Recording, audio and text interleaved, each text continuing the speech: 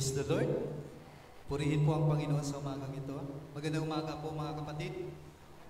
Ako po pala si Pastor Jason Hale, Senior Pastor po ng Tilobi, Binyan, Laguna. So, Duterte Church po natin yun doon. Ayan, so good morning po sa bawat isa. Magandang umaga din po sa ating pong mga nanonood ngayon sa FB Live. Ayan. So, napakabuti po ng ating pong Diyos. Naniniwala po ako mga kapatid na marami po tayong ipagpapasalamat sa ating pong Panginoon sa araw na ito. Amen po ba? Ayan. So may mga pinagdaanan man tayo sa buhay, may mga dahilan man para huminto, may mga dahilan man para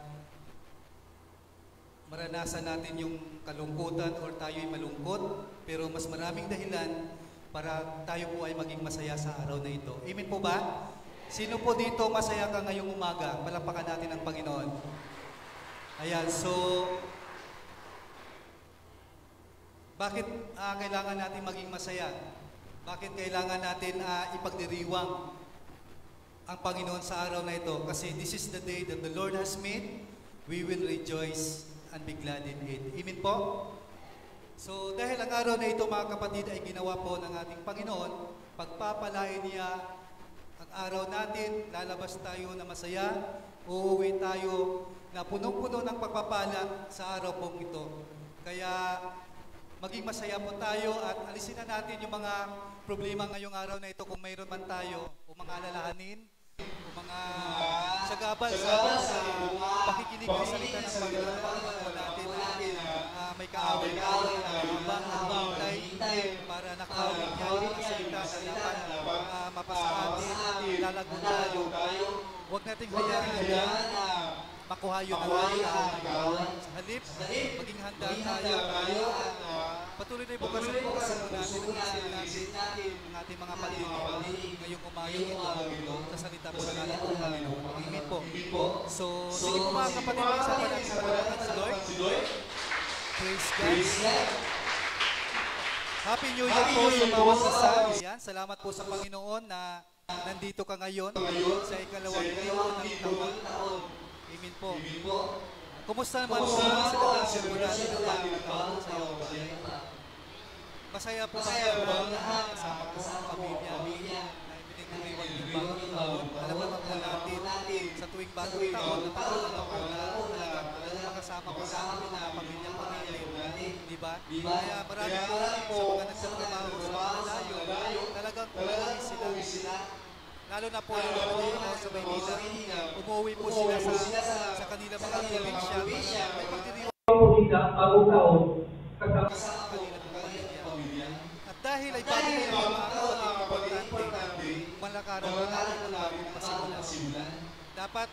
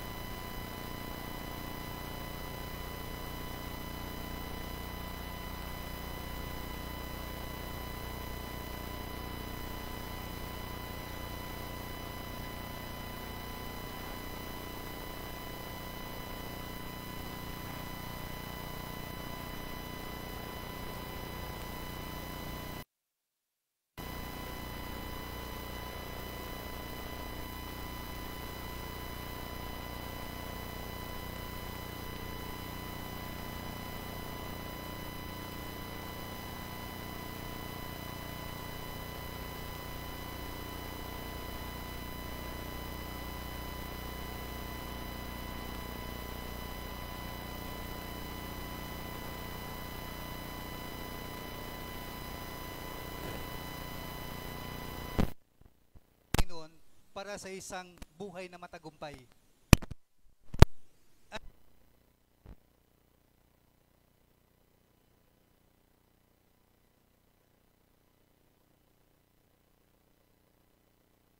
Panginoon,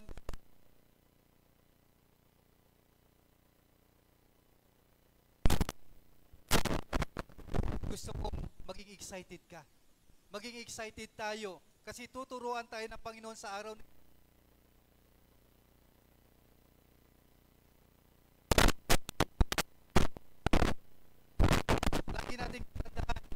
tayo dinisenyo ng Panginoon para lang matalo, kundi dinisenyo ka ni Lord para ka matuto. Amen po?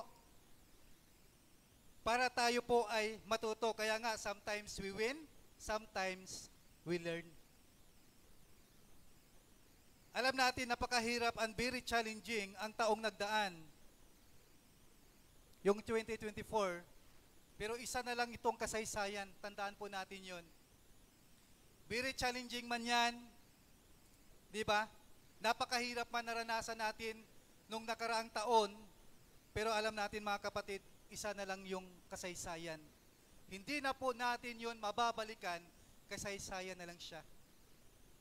Ano man yung mga magagandang ginagawa natin, hindi na po natin mababalikan yon. Kasaysayan na lang siya. Pero ngayong taon na ito, magsisimula na naman tayo ng isang panibagong taon, ng isang panibagong yugto ng ating buhay. Kaya mga kapatid, pagandahin natin itong taon na ito, kailangan makapagbukas tayo ng mga tagumpay sa buhay. Amen?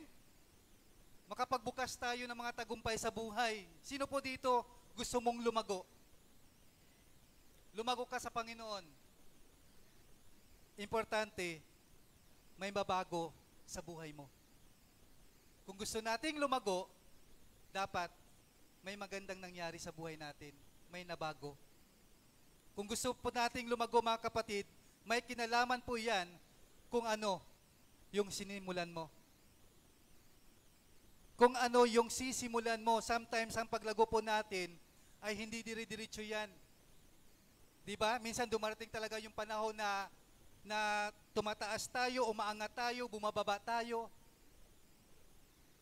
Pero alam niyo mga kapatid, sa panahon na yon, kapag naranasan natin yung mga ganong sitwasyon, maniwala ka, hindi ka dinisenyo na matalo, kundi dinisenyo ka para matuto.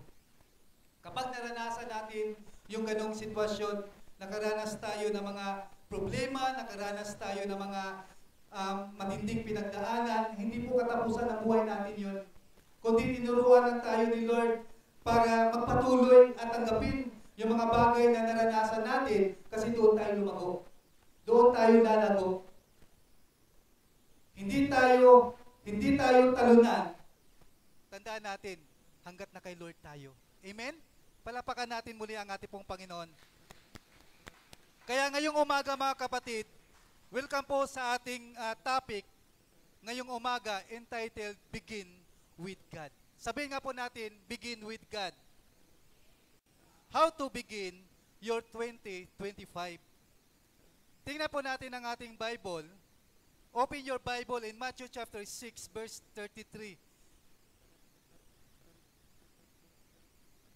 But seek ye first the kingdom of God and His righteousness, and all these things shall be added unto you.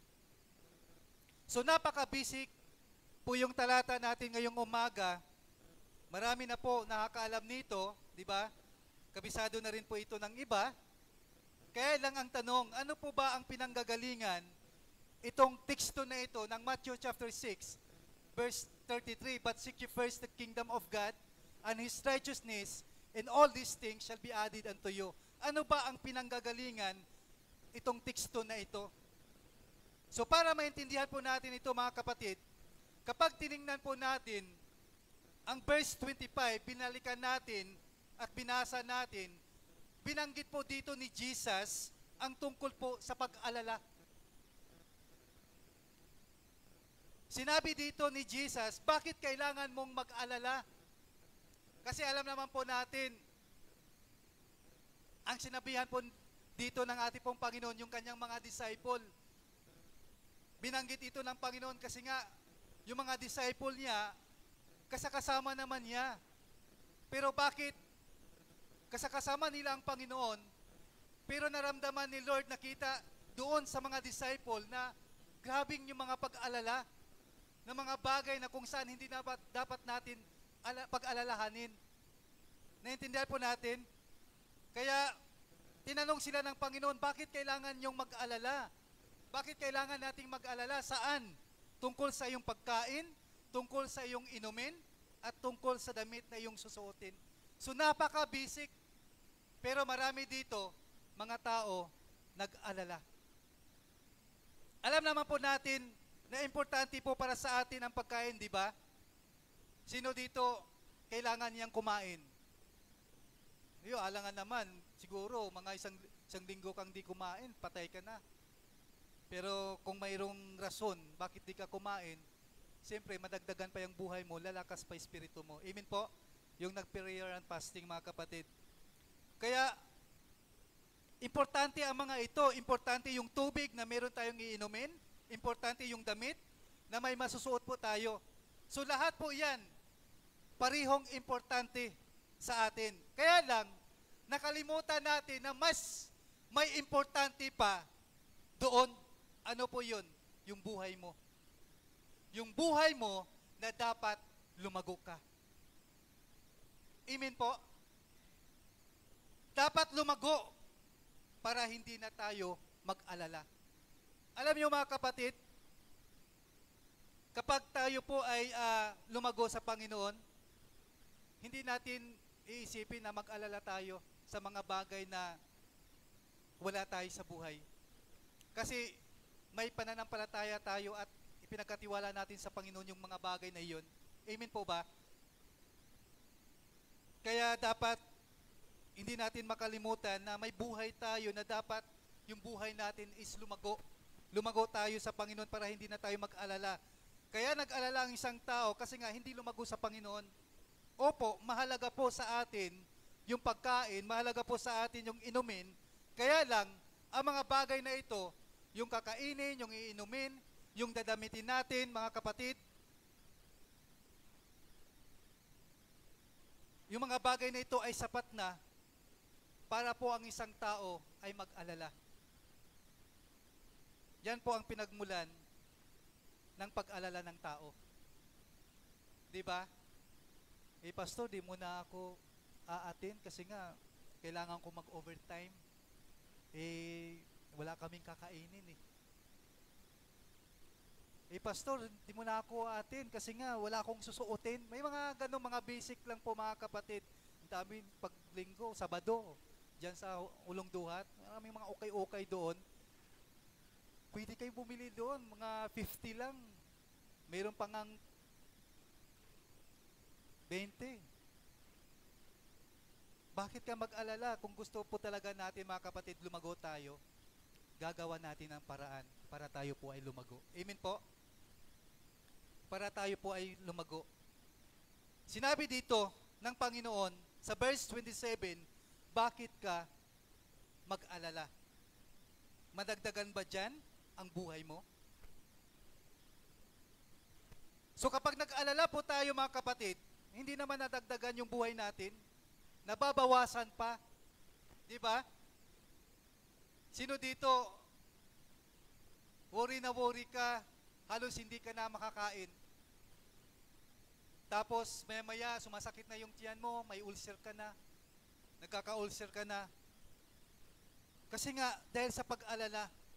So hindi nadagdagan yung buhay natin, nababawasan pa. Kapag nag-alala po tayo, hindi naman humahaba yung buhay natin. Mas lalo pa itong umiikli. So walang maitutulong sa atin ang mga pag-alala po natin mga kapatid dahil hindi mag-i-expand ng matagal yung buhay natin. Amen po? Pero may mas importante na itinuturo dito sa atin ng Panginoon in verse 33. But seek ye first the kingdom of God and His righteousness, and all these things shall be added unto you. Sinasabi sa atin ng Panginoon sa passage na ito kung ano yung importante na dapat nating sisimulan. Kaya tayo nag-alala, kaya tayo nalulungkot, kaya tayo may takot, kaya tayo nadidepress, kasi nga, mali yung nasimulan mo. Kaya ang isang tao nadidepress dahil mali ang nasimulan. Ang rason, kaya kinakain tayo ng lungkot, kaya kinakain tayo ng depression, ng anxiety, mga kapatid, dahil may nasimulan tayong mali. Every time na kinakain po tayo ng depression, ng mga pag-alala, may sinimulan tayong maling ginagawa. So malaki ang epekto ng inuuna mo sa mangyayari sa buhay mo. Kapag yun ang inuuna natin, yung pag-alala. Pero kapag inuuna natin ang Panginoon, maniwala ka, hindi ka lang lalago, madadala mo pa ang pamilya mo sa Panginoon. Amen po? Palapakan natin ang Panginoon. Gaganda yung buhay mo ngayong taon na ito. So ang tanong, how to begin your 2025? Samahan nyo ako sa mensahe natin ngayong umaga, begin with God. So meron lang po tayong 2 puntos ngayong umaga mga kapatid, how to begin your 2025. Sino na po handa na magsabi ng malakas na amen? Number 1 in verse 33.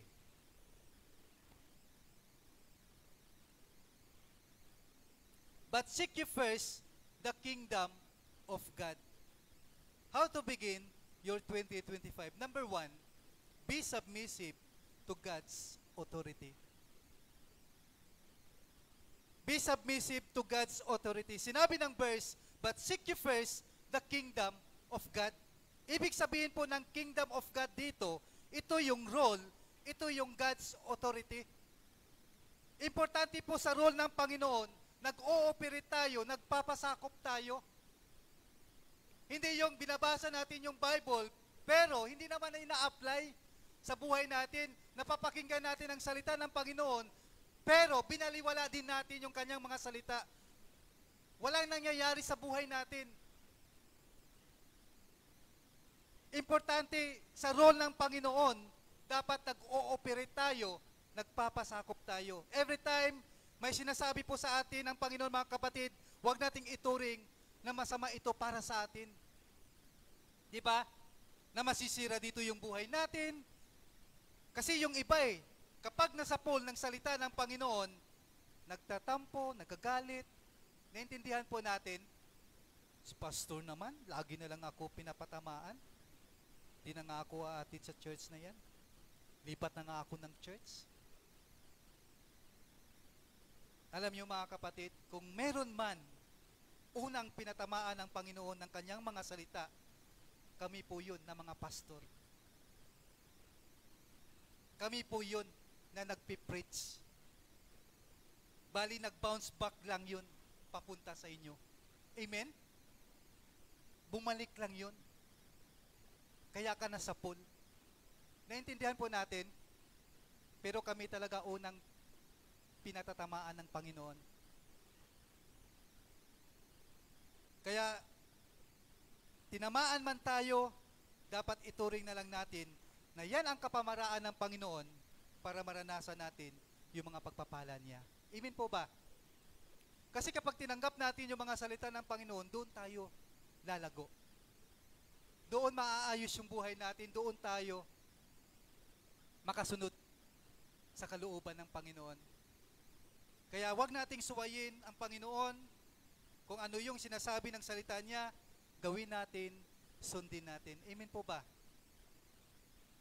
Kung sa mga kalsada nga di ba?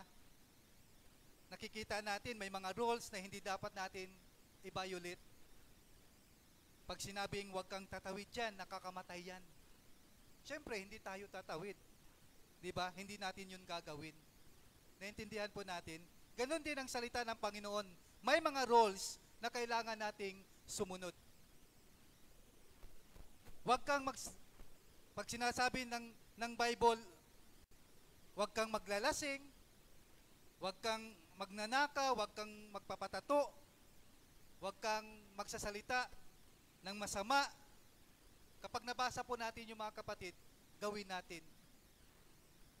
Kasi dito tayo mababago. Amen po? Bakit ikaw, pastor, may tattoo? Alam niyo mga kapatid, kaya ako hindi ito pinapatanggal. Kasi nga, noong nagpapatato ako, wala pa ako sa Panginoon. So patunay lang yan na buhay ang Diyos sa buhay ko, na nagbabago ng buhay ko. Amen po? Pero alam niyo mga kapatid, nakakalungkot, may mga Kristiyano na mananampalataya na, yung iba involved pa sa ministry, pero nagugulat ka na lang, 'di ba? Nagpapatato, nagugulat ka na lang bakit ginawa pa yung mga bagay na iyon. Ang kakulangan natin, bakit nangyayari yung mga bagay na iyon? Kulang tayo sa salita ng Panginoon. Hindi kasi tayo nagbabasa. Wala kasi tayong devotion. Okay lang sa atin pag linggo, pupunta ng church. Okay lang sa atin tutugtog, magpapaawit. pero walang nagdi-disciple sa atin. Kaya nakakalungkot po yung mga bagay na yun na kung saan, bakit nangyayari pa ang mga bagay na yun. Pero kapag tayo sumunod sa salita ng Panginoon, pag sinasabing, give your tithes and offering, ibigay natin. Amen? Kasi yun ang gustong mangyari ng Panginoon, gawin natin. Kasi dito niya tayo pagpapalain. Kapag ginawa po natin yung mga bagay na yun. Para i-bless ni Lord yung buhay mo, kailangan marunong muna tayong mag-release.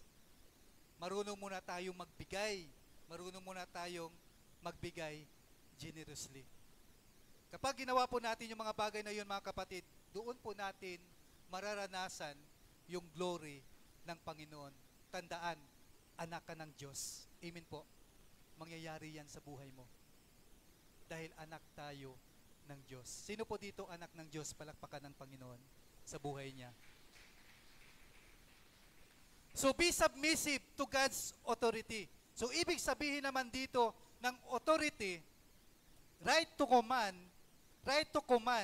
power to enforce the rule.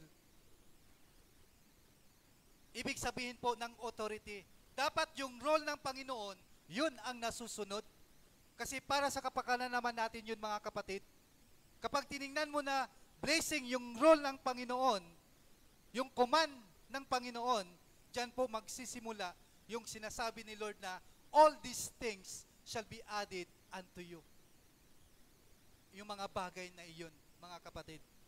Aayusin ni Lord yung sitwasyon mo, pagagaanin ng Panginoon yung mga kabigatan mo sa buhay, pagagalingin ka ng Panginoon, yung mga hirap na pinagdaanan mo sa buhay, tutulungan ka ni Lord na makaahon, tutugunin niya yung matagal mo ng panalangin sa Panginoon, aayusin niya yung nasirang relasyon, at kapag may issue sa pamilya, may pag-aaway, kung ikaw ay tunay na anak ng Diyos, susundin mo pa rin ang Diyos.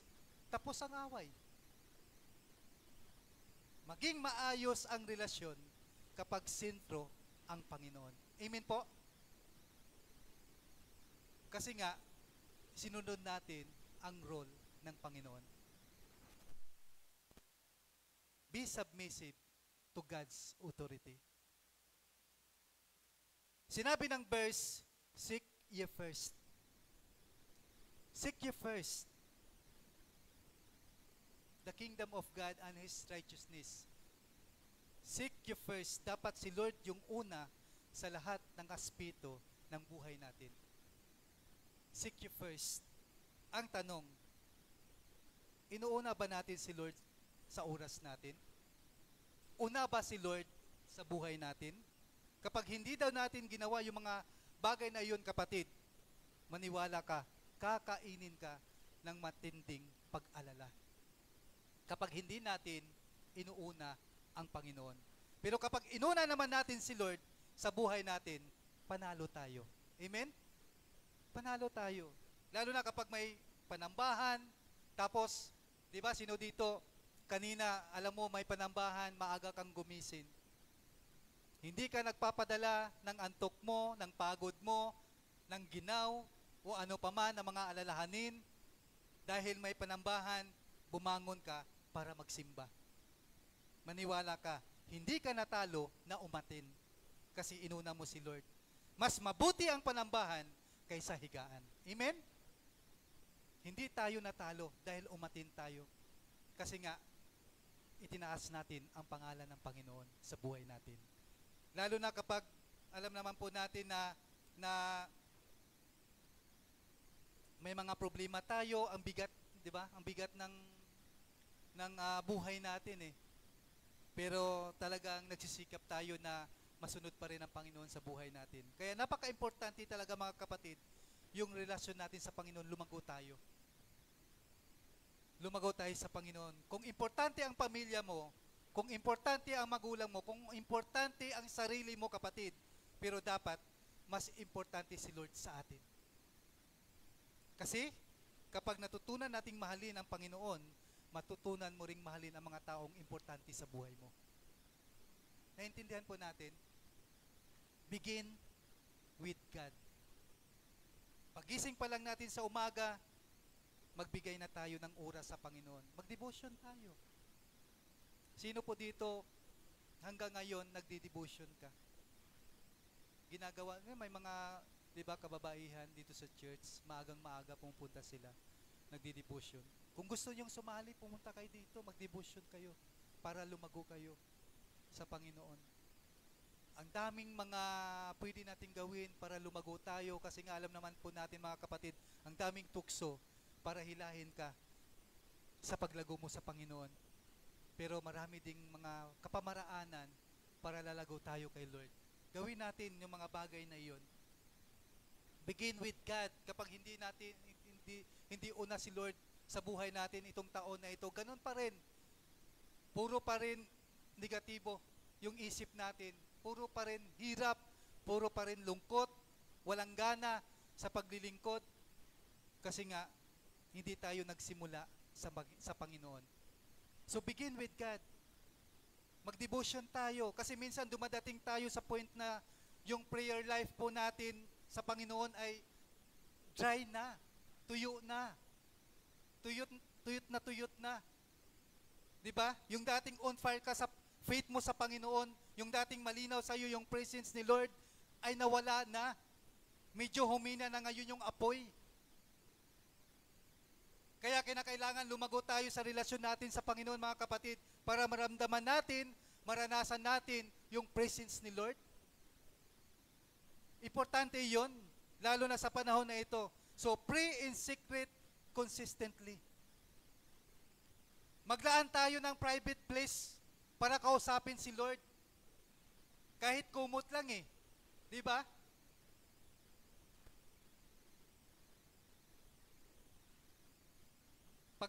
Pagising mo, umupo ka, ilagay mo yung kumot mo, manalangin ka sa Panginoon para walang disturbo. Kung wala ka namang kwarto na pupuntahan para maipadlock. Ganun lang kasimple, mga kapatid. Kaya lang, you need to be intentional. Kailangan mong maging intentional na hanapin ang Panginoon.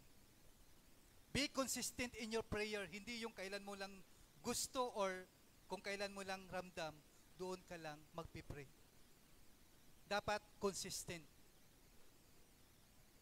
At hindi lang yon, study the Bible. Pag-aralan natin ang Biblia, basahin natin ang Biblia, the deeper you go in your study, the deeper you will know God.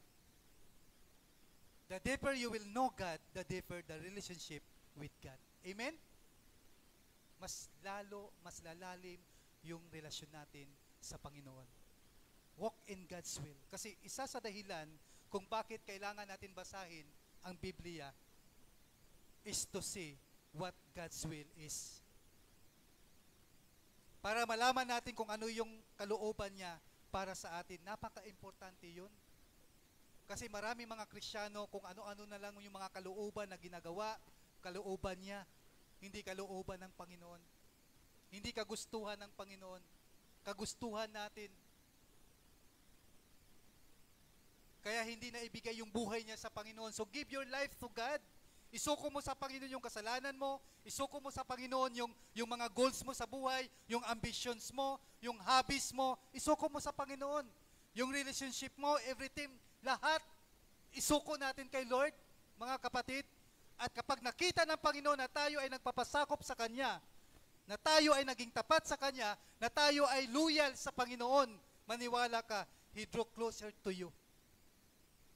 Mas lalo tayong mapalapit sa Panginoon at lalapit ang Panginoon sa atin. Mararanasan natin yung presence niya. Maramdaman natin yung anointing ng Panginoon sa buhay natin. Amen po ba? Palapakan natin ang Panginoon. Kahit ordinaryong mananampalataya ka lang, simpleng mananambahan ka lang, kapatid, maniwala ka, gagamitin ka ng Panginoon. Gagamitin ka. Alam niyo, mga kapatid, naniniwala ba kayo kahit simpleng Kristiyano ka lang? Pero kapag pinag-pray mo yung may sakit, gumaling? Bakit? Dahil sa anointing ng Panginoon. Dahil sa ginagawa mo ang kalooban ng Panginoon. Dahil loyal tayo kay Lord. Amen po? Tapat tayo sa ating Panginoon. Kaya nga, give your life to God. Isuko natin ang buhay natin sa Panginoon. Tandaan, kapag si Lord nag-control sa buhay natin, tunay tayong malaya, tunay tayong pinagpala. Amen po. Minsan pa nating palakpakan ang ating pong Panginoon. Malakas na palakpak po para kay Lord.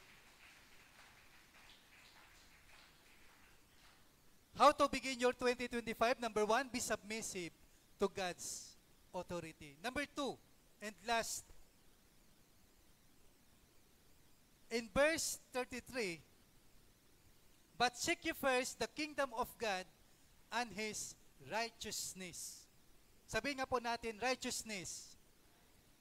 How to begin your 2025? Number 1, be submissive to God's authority. And then last, number 2, be submissive to God's purity.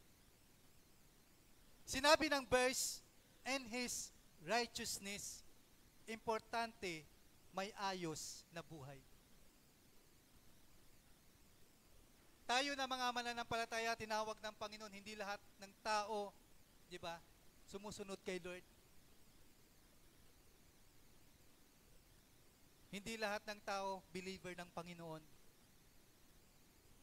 Pero mapalad ka dahil tinawag ka ng Panginoon. Dapat makikita ng mundo, inayos ni Lord yung buhay natin. Amen po? May ayos na buhay.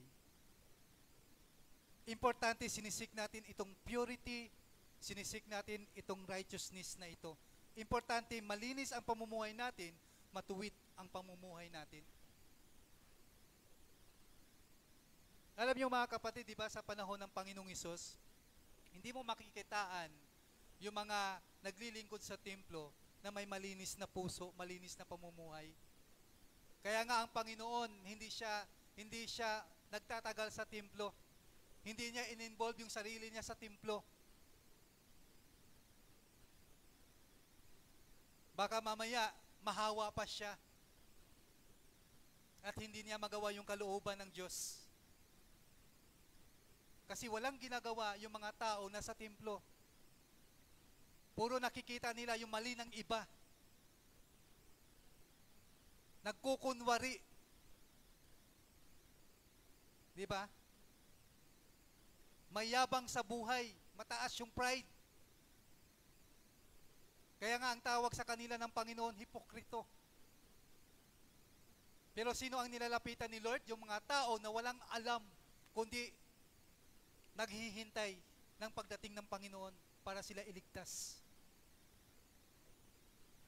Mga taong nire-reject ng lipunan, yun yung pinuntahan ng Panginoon. Mga tao na akala nila walang silbi. Yun ang tinawag ng Panginoon. Yung mga tao, busy sa buhay nila. May mga ginagawa. Kasi naniniwala ang Panginoon, kapag sumunod ang taong ito, mag-harvest siya ng maraming tao. Amen po? Dahil nga, busy sa buhay. Alam niyo mga kapatid, yun ang gusto ng Panginoon sa atin. Kaya tayo tinawag ng Panginoon dahil may inaasahan si Lord sa atin. Dapat maging busy tayo sa kingdom ng Panginoon. Amen po ba? Gawin natin yung mga bagay na ipinapagawa sa atin. Huwag nating hintayin, dumating na lang ang Panginoon, saka tayo kikilos, saka tayo gagawa, dumating na si Lord, nag-rapture na. Hindi na po natin yun magagawa kung ikaw ay naiiwan. Mahirapan ka na ngayon. Kaya nga mga kapatid, yung mga kabisihan natin, yung mga pagpapayaman natin, yung mga gusto natin na magkaroon tayo ng kotse, magkaroon tayo ng magandang bahay, nagpapagawa tayo, okay lang yun. Pero dapat inuuna pa rin ng Panginoon. Amen po? Kasi mamaya, ganun ang nasa isip natin, sa puso natin, na gusto natin magpayaman, gusto natin pagawa ng bahay, palaki ng bahay, naabutan kang dumating si Lord. Inaiwan ka, anuhin mo yung bahay na yun, hindi mo na mapapakinabangan. Bakit? Siyempre, huulihin ka. Kailangan mong tanggapin ang katotohanan na naiba na yung mundo. Kailangan mong magpapasakop sa mundo kung sino yung naghahari sa panahon na iyon. Kaya nga, di ba, ang magtiis hanggang wakas ang siyang maliligtas. Hintayin pa ba natin yun na papahirapan pa tayo, maiiwan pa tayo, pwede naman ngayon maglingkod ka ng tapat sa Panginoon? Amen? Para pagdating ni Lord, makasama ka, kapatid. Kaya okay lang yun, mangarap tayo, pero dapat laging una ang Panginoon, lalo na sa pangarap natin, sa buhay natin. So importante, sinisik natin itong purity na ito, itong righteousness. Kahit gaano ka katagal sa paglilingkod mo sa Panginoon, pag hindi mo binantayan ang purity na ito, mabibitag ka sa gawa ng demonyo. Kahit gaano tayo katalino, kung hindi naman tayo magbantay, matutukso pa rin tayo ng kaaway. Di ba? Dapat alam natin kung ano yung tama sang-ayon kay Lord. Dapat ang standard ng kabaitan, ang standard ng kabutihan, ay hindi ang kabaitan at kabutihan ng magulang natin, kundi standard dapat ng Panginoon. Kasi wala nang babait, wala nang bubuti pa sa ating Panginoon. Amen? Dapat si Lord ang standard. Kapag si Lord ang standard ng purity, ng righteousness, nagmamahal tayo, pero marunong din tayong magalit sa hindi tama. Kapag alam nating mali, di ba, tinutuwid natin, itinatama natin. Pero, iniiwasan nating magkasala tayo. Halimbawa na lang po mga kapatid, sa anak na lang po natin. Alam naman po natin, minsan, ang mga anak talaga ay masuwayin, di ba? Matigas ang ulo. May mga anak na sumasagot-sagot sa magulang, inuutosan mo, ayaw sumunod. Di ba? Sino dito mayroon kang ganung anak? Tas ang kamay. Ipaano kung naiinis ka na? Ipaano kung nagagalit ka na? Kasi nga, sinusuway ka, matigas ang ulo, ayaw sumunod. Kapag wala tayong patience, wala tayong self-control, alam niyo mga kapatid, baka mabalibag mo pa yan. Di ba? Baka mahampas mo yan kung saan-saan. Kaya importante pa rin yung matuwid na pamumuhay, may malinis na pamumuhay. Kasi pwede natin silang paluin, pero dapat may control tayo doon sa ginagawa natin sa anak natin. Kasi kung hindi, masasaktan mo lang yung anak mo. Masusubrahan mo lang yan dahil sa galit na galit ka na. Di ba? Dapat standard natin, pagmamahal pa rin sa anak natin. Kasi ang kabaitan mo, sumasablay yan, kapatid. Ang kabutihan mo, sumasablay yan. Importante pa rin, may ayos na buhay. Amen po. Importante pa rin, may ayos na buhay. Kasi nga, mahal mo yung anak mo, itutuwid mo siya sa tama. Hindi yung pagkatapos na paluin mo, sasabihin ng anak mo, hintayin mo pa, hintayin mo dad, hintayin mo tay, paglaki ko. May mga ganon eh. Pangit ipinapakita. Importante, nagbabantay ng purity. Dapat may malinis na puso, malinis na pamumuhay. Kahit malayo na ang narating mo, kung hindi mo rin naayos yung buhay mo, guguho pa rin dyan. Guguho ka pa rin dyan. Kaya napaka-importante po sa buhay po natin ang discipleship. Sino dito na hanggang ngayon nagpapadisciple ka pa rin? Diba? Importante yung discipleship. Mabuti na lang may nagmi-mentor sa atin. Mabuti na lang may nagdi-disciple sa iyo. Kung wala pong nagtuturo sa atin, baka bagsak na tayo. Ngayon mga kapatid, baka wala na tayo ngayon sa Panginoon. Kapag hindi mo binantayan ang purity, dumating yung time na kung sino-sino na lang yung mga tao na nilalapitan mo, wala naman yung relasyon sa Panginoon. Sino-sino na lang yung mga taong pagtitiwalaan mo, hanggang sa masira na lang yung pamilya mo dahil hindi mo na alam ang pwede mong gawin. Importante, binabantayan ang purity. Maniwala ka, Isasalba ka ng righteousness from destruction. Isasalba ka ng purity sa pagkasira ng relasyon. Sa pagkasira ng pamilya mo. Isasalba ka niyan sa pagkasira ng pangarap mo, ng ministry mo. Isasalba dito yung buhay natin.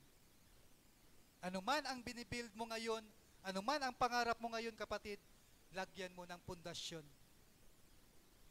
ng righteousness. Lagyan mo ng pundasyon ng purity. Mabuti na lang, nandito si Lord. Maubusan man tayo ng purity, may makukuhanan pa tayo. Amen po? Mabuti na lang, nandito ang Panginoon. Sumablay man tayo, hindi man natin kayang ayusin yung sarili po natin, mga kapatid. Pero kapag lumapit tayo sa Panginoon, kaya niyang ayusin yung buhay na yan. Kaya niya tayong bigyan ng pag-asa sa buhay. Kaya niyang ayusin muli ang buhay mo, maging ang buhay ng pamilya mo. Wala ka mang magagawa sa buhay mo, hirap mang ayusin yung sarili mo, pero lumapit ka sa Panginoon kahit wasak yung buhay mo, si Lord kayang mag-ayos sa sira at wasak mong buhay. Kayang mag-ayos ng Panginoon. Amen? Kaya ang tao hindi na bago kasi naghahanap ng maling priority. Alam mo, mali, ginagawa. Paano maayos yung buhay natin? Alam mo na bawal, pero pinamumuhay pa rin natin. Marami na pong umahabol sa kayamanan, pero ang naabutan nila ay kamatayan. Di ba may mga Kristiyanong pamilya, dahil sa gustong gumanda yung buhay nila, siyempre may pangarap, makapagtapos ang mga anak, wala namang masama yun eh. Di ba? Makapagtayo ng magandang bahay, yung asawang babae, nag-abroad, naiwan yung pamilya, yung anak, pagdating doon, dahil sa, siyempre, puro busy sa trabaho, nakalimutan si Lord, di ba?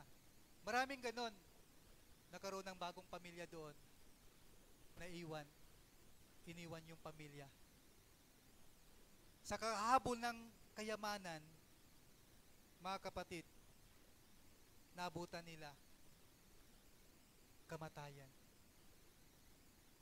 Nauubos na lang yung panahon nila sa pagtatrabaho, nauubos na lang yung panahon nila sa pag-overtime, pati linggo, hanggang sa nakalimutan na nila ang Panginoon, hanggang sa nawala na sila sa Panginoon.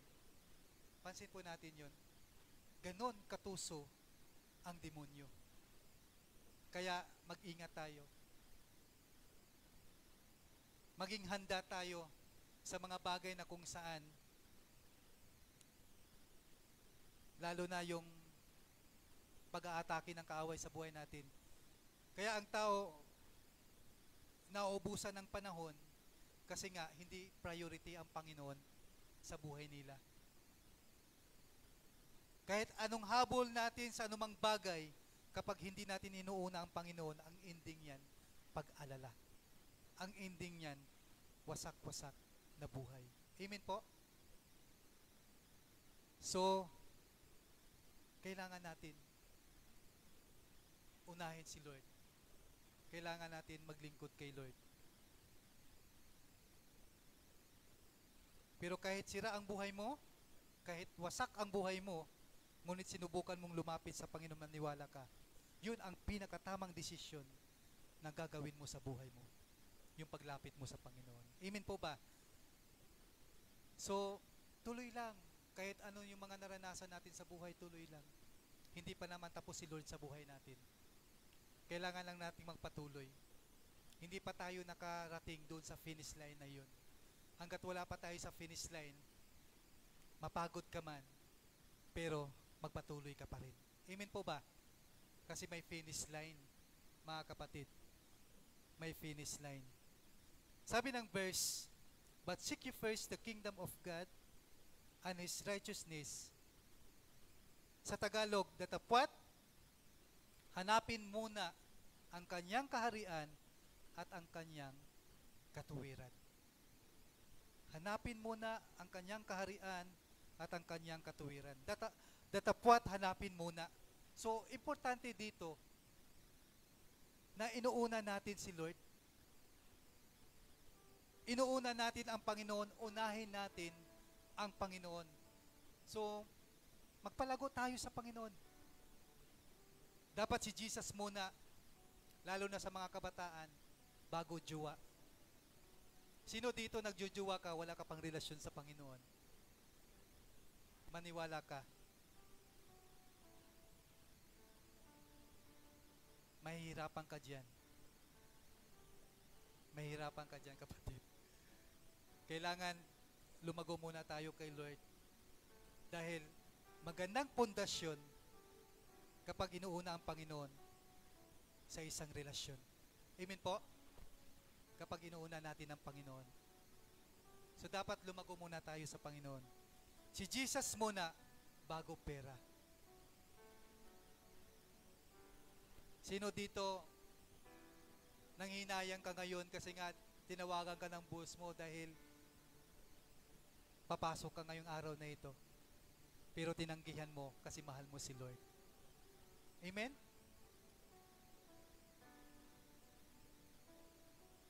Alam niyo mga kapatid, kapag si Lord ang master ng pera mo, hindi ka maging gahaman. Kasi dadalhin tayo nito sa kabutihan. Nagbibigay pa rin tayo sa gawain ng Panginoon, tumutulong pa rin tayo sa mga nangangailangan. Hindi tayo naging madamot. Si Jesus muna, bago karira sa buhay. At ang sabi ng verse, at ang lahat ng bagay na ito ay pawang idaragdag ng Diyos. Kapag inuna natin si Lord, may addition na mangyayari sa atin. Yung addition na yan, yung tagumpay na hindi sisira ng buhay mo.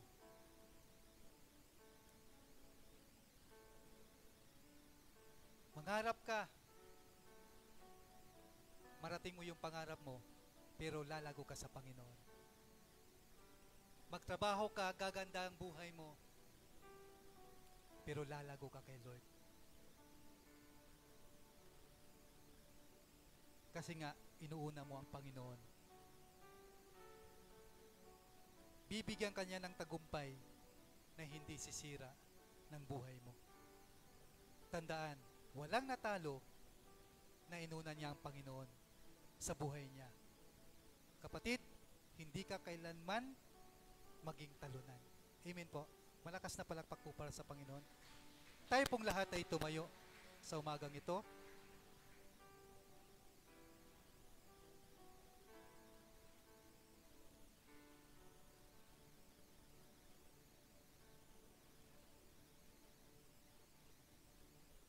Sa umagang ito, mga kapatid,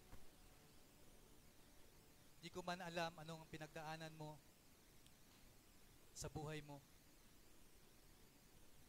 Di ko alam kung ano yung naranasan mo, yung bigat na pinagdaanan mo. Pero alam ng Diyos yan. Alam ni Lord yan. Kaya kahit may bigat tayong naranasan ngayong umagang ito, kahit may pasakit tayong naranasan, lapit lang tayo sa Panginoon. Kahit mabigat pa rin itong taon na ito, pero sunod pa rin tayo sa Panginoon. Kahit nagkamali tayo, sumablay man tayo, lumapit pa rin tayo sa Panginoon. Kasi walang ibang tama, kundi ang paglapit mo sa Panginoon.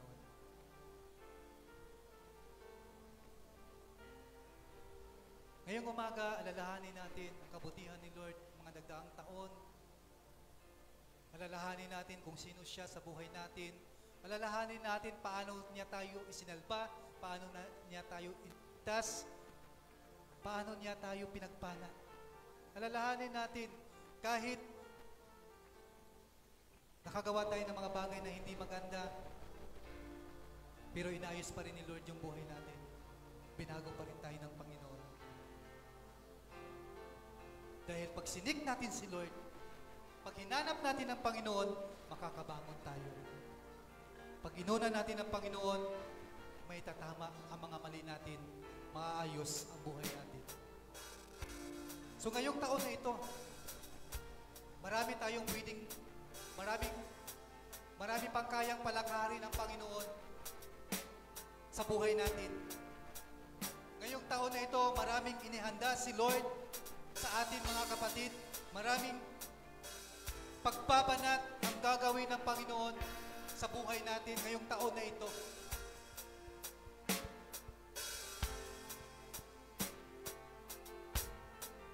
Para lang lumagok ka. Streets ni Lord, yung patience na yan. Streets ni Lord, mga kapatid, lahat na meron tayo ngayong taon na ito para maranasan natin yung kanyang mga pangako. Oo, masakit. Oo, makaranas tayo ng hirap. Pero may magandang mangyayari naman sa gagawin ng Panginoon. Maayos yung buhay natin. Kaya ngayong taon na ito, you have to decide. You have to decide. Tama na yung maglingkod ka ngayon, pero bukas hindi. You have to decide. Tama na yung atras abante natin sa Panginoon. Seryosohin natin si Lord sa paglilingkod natin sa Kanya ngayong taon na ito. You have to decide.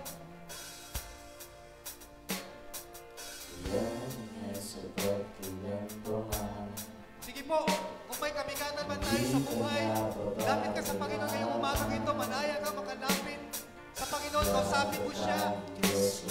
Lapit mo, isuko mo yung buhay mo sa Panginoon. You have to decide. You have to let go. You have to surrender your life to the Lord.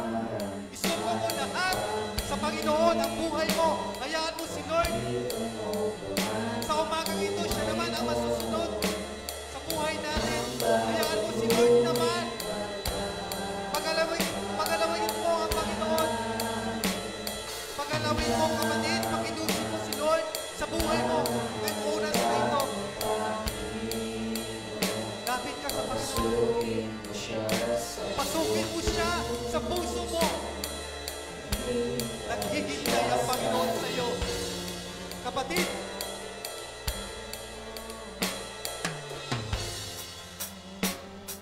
lapit ka sa Panginoon. Lapit ka kay Lord ngayong umagang ito. May sasabihin ng Panginoon sa iyo. Isuko mo sa Kanya yung buhay mo ngayong oras na ito. Lord, hallelujah. Come and have your way, Lord. Ibigay ko sa iyo ang lahat ng buhay ko sa iyo, Panginoon. Lord, all I need is you. Ikaw lang ang kailangan ko, Panginoon. Wala nang iba.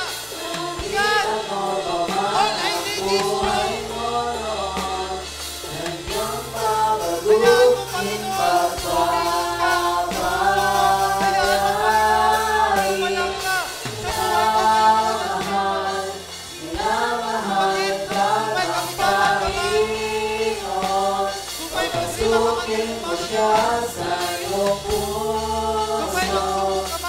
Hintay siya sa iyo. Mga matinding pasakit na nalalasan ko sa buhay. Naghihintay ang Panginoon. Ngayong umagang ito, para lumapit ka sa Kanya. Suko mo ang lahat ng meron sa iyo. Ngayong oras na ito. Come and have your way, Lord. Pumasok ka, Panginoon, sa buhay ko. Hayaan mo, Lord, ikaw ang magligtas. Ikaw ang mamuna. Ikaw ang maghari sa buhay ko. Panginoon, minamahal ko ako. Ngayong oras na ito, papasukin kita sa buhay ko. Ikaw ang maghari, Panginoon, sa aking buhay, sa aking puso, sa aking isip. Lord, isuko ko lahat sa iyo. You have to surrender your life to the Lord.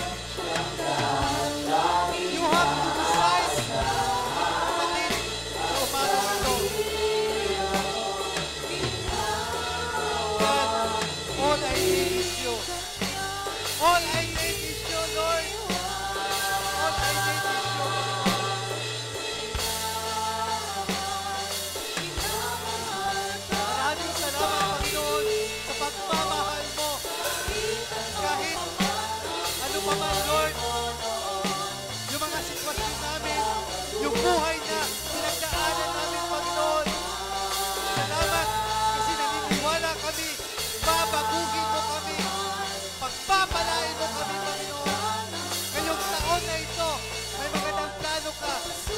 buhay ng bawat isa.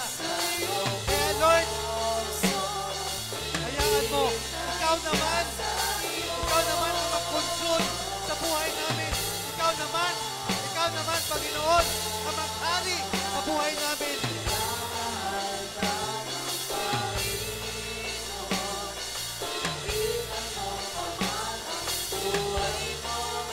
Ngayong taon na ito, kapatid, ngayong taon na ito, put God first in your life. Put God first in your life. Do not be afraid. Do not be anxious. Kung ano man yung kailangan mo, kung ano man yung iniisip mo, magtiwala ka sa Panginoon. Dahil alam na ng Diyos kung ano ang kailangan mo. Gusto ni Lord maalis tayo sa sitwasyon natin ito. Hindi habang buhay, ganyan ka na lang. Hindi habang buhay, mag-alala ka na lang. Tutulungan ka ng Panginoon. Mabago ang kalagayan mo. Bibigyan ka ng Panginoon ng bagong buhay. Bibigyan ka ng Panginoon ng bagong pag-asa. Bibigyan ka ng Panginoon ng bagong sitwasyon. Bibigyan ka ng Panginoon ng bagong puso. Kahit alam natin na mahirap pa rin harapin ang taong ito. Pero naniniwala tayo na walang imposible sa Panginoon. Lalo na kapag tayo ay nakasunod sa mga plano niya, dadalhin tayo sa tamang direksyon at magandang bukas. Maniwala ka. May hihintay sa iyo na maganda. Maniwala ka. Mahal ka ng Panginoon.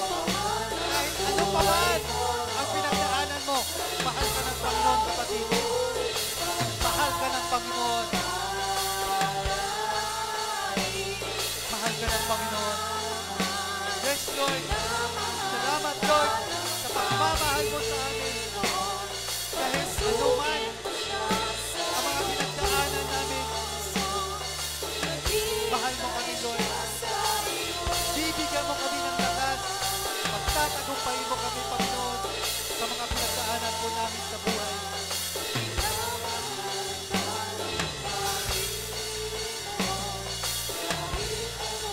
Hallelujah.